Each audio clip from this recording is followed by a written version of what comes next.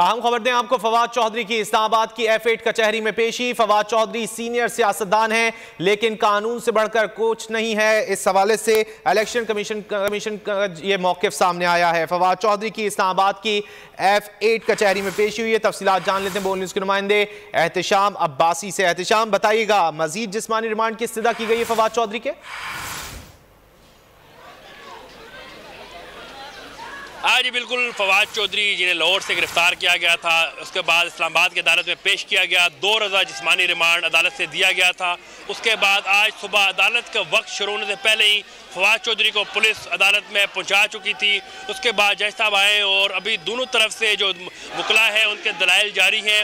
Election commission के जो वकील हैं वो एक बार फिर रिमांड मांग रहे हैं और उनका ये कहना है कि हमने फवाद चौधरी से अभी तक बहुत सारी चीज़ें रिकवर करनी है। दूसरी जानिब डॉक्टर बाबर अवान दलाइल दे रहे हैं और उन्होंने अदालत को बताया कि इसमें अब रिमांड बनता ही नहीं है। फवाद चौधरी ने एक मीडिया टॉक की है जिसका सारे पाकिस्तान में जो है उसका रिकॉर्ड मौजूद है, तो उसमें से क्या उन्होंने निकालना है। लेकिन उसके बावजूद इलेक्शन कमीशन के जो वकील हैं वो रिमांड मांग रहे हैं।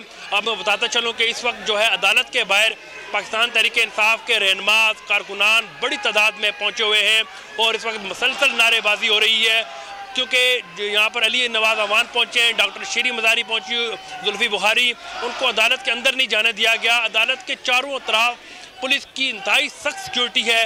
दर्जनों अलकार अदालत के अंदर मौजूद हैं, सैकड़ों अलकार अदालत के बाहर मौजूद हैं। आने जाने वाले तमाम रास्ते इस वक्त सख्त चेकिंग की जा रही है और जो कारकुनान हैं उनको कचहरी के अंदर नहीं जाने दिया जा रहा। इस वक्त कारकुनान सख्त एहतजाज कर रहे हैं और इलेक्शन कमीशन के ख़िलाफ़ और पुलिस के ख़िलाफ़ नारेबाजी कर रहे हैं। मैं आपको बताता चलूँ कि इससे कबल जो है फवाद चौधरी को जब पेश किया गया तो उनके ऊपर एक कपड़ा डाल के पेश किया गया था, जैसे दहशतगर्दों के ऊपर एक कपड़ा डाला जाता है।